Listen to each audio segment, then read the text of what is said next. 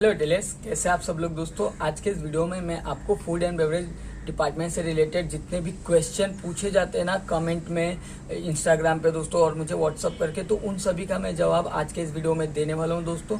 तो अगर आप फूड एंड बेवरेज डिपार्टमेंट से रिलेटेड है और आपके मन में बहुत सारे डाउट है ना, तो इस वीडियो को देखने के बाद बहुत सारे डाउट आपके क्लियर हो जाएंगे दोस्तों। और बिना देर के वीडियो शुरू करते हैं और मैं आपको हर एक चीज़ बता दूँ। पहला क्वेश्चन आ जाता है कि फूड एंड बेवरेज डिपार्टमेंट में जॉब कहाँ कहाँ कर सकते हो दोस्तों।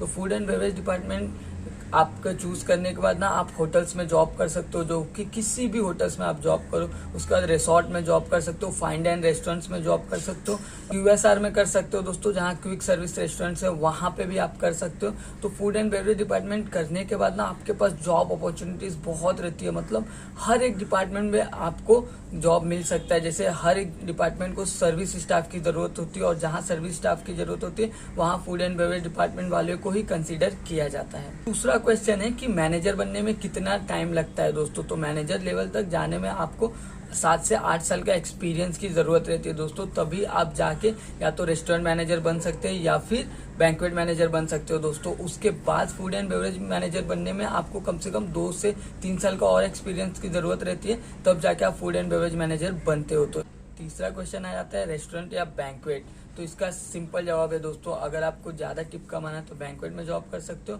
और रेगुलर टिप कमाना है तो आप रेस्टोरेंट में जॉब कर सकते हो। दोनों का मतलब क्या, बैंक्वेट सीजनल चलता है। सीजनल मतलब जब शादियों का मौसम आता है तब बैंक्वेट में बिजनेस बहुत ज़्यादा होता है, और वहीं रेस्टोरेंट हमेशा चलता है। तो रेस्टोरेंट्स में आपको रेगुलर टिप मिलने की बहुत ज़्यादा उम्मीद रहती है। फोर्थ क्वेश्चन आ जाता है कि टिप कितना मिलता है फूड एंड बेवरेज डिपार्टमेंट में।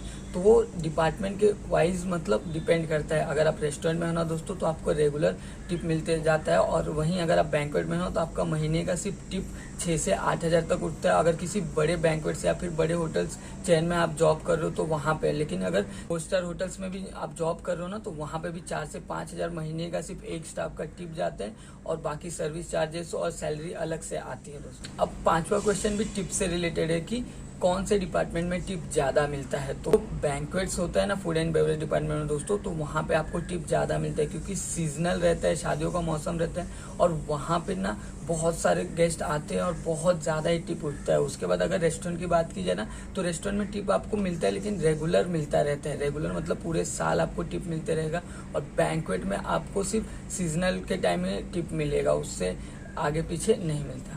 अब 6 क्वेश्चन आ जाता है दोस्तों कि स्टार्टिंग सैलरी कितनी होती है। तो स्टार्टिंग सैलरी आपको मैं बता दूं कि सैलरी रहता है, फिर सर्विस चार्जेस रहता है, प्लस टिप्स रहता है, तो ये मिला के आपकी सैलरी 15 से 18 हज़ार तक जाती है।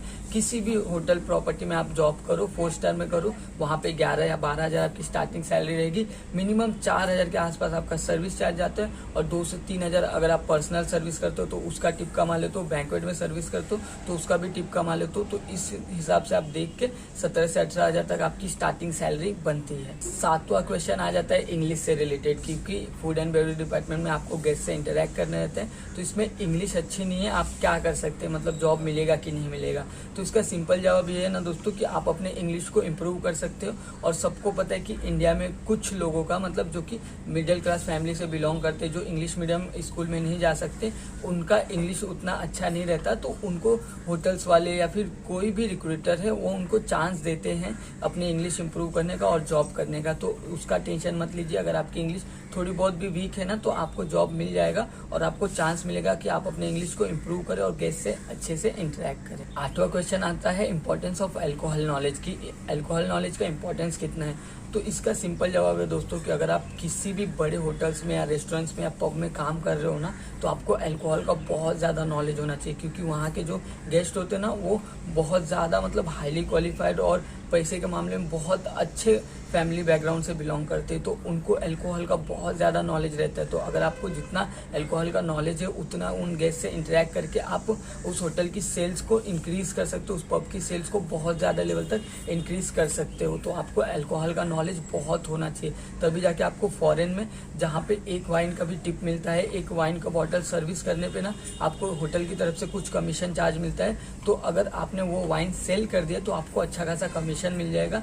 तो इसलिए आपको अल्कोहल का नॉलेज होना चाहिए, ताकि गेस्ट के सामने जब आप सर्विस करते हो ना तो उनको हाई टिकट सेल कर सको। क्वेश्चन आ जाते कि सीखने को कौन से होटल्स में ज़्यादा मिलता है, तो ये आपको समझ में नहीं आता होगा, लेकिन इसका सिंपल जवाब है, अगर आप इंटर्नशिप करने 4 स्टार प्रॉपर्टी में जाते हो ना दोस्तों, तो वहाँ पे आपको स्टाफ की कमी होने की वजह से आपको सब कुछ करना पड़ता है। मतलब अगर बैंक्वेट में हो तो पूरा बैंक्वेट्स आपको एक बैंक्वेट्स दे देते हैं, छोटा सा बैंक्वेट्स, वो आपको पूरा अकेले संभालना रहता है दोस्तों, उसके साथ ट्रेनिंग देते हैं। तो अगर सीखना है आपको होटल इंडस्ट्री में, तो आपको 4 स्टार होटल में ट्रेनिंग करना चाहिए और इंटर्नशिप करना चाहिए, जॉब ट्रेनिंग भी 4 स्टार होटल में करना चाहिए। और अगर आपको ज़्यादा ग्रो करना है तो आपको 5 स्टार होटल्स में इंटर्नशिप करना चाहिए। 5 स्टार होटल्स में सीखने को बहुत कम मिलता है, बहुत कम मतलब मिलता है सीखने को, लेकिन उतना लेवल तक नहीं मिलता है। लेकिन वहाँ आपका एक नेटवर्क बनता है, नेटवर्किंग करते हो बहुत सारे मैनेजर से, बहुत सारे स्टाफ से, तो वो आपके करियर में बहुत ज़्यादा हेल्प करते हैं। सो क्वेश्चन आता है दोस्तों कि हार्ड वर्किंग कितना रहता है फूड एंड बेवरेज डिपार्टमेंट में,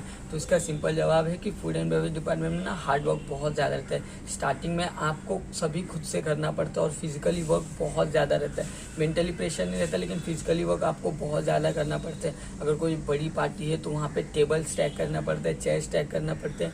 आपके साथ सीसी बॉयज़ रहते हैं, कैजुअल बॉयज़ रहते हैं, लेकिन उनको कराने के साथ साथ आपको कराना पड़ता है, क्योंकि वो आपकी रिस्पॉन्सिबिलिटी हो जाती है। अगर उन्होंने अच्छे से सेटअप नहीं लगाया तो आपके ऊपर पूरा जिम्मेदारी आ जाता है। तो स्टार्टिंग में बहुत ज़्यादा फिजिकल वर्क रहता है और 8 से 10 घंटे या फिर 11 घंटे तक आपको फूड एंड बेवरेज डिपार्टमेंट में काम करना पड़ता है, जहाँ ज़रूरत रहती है।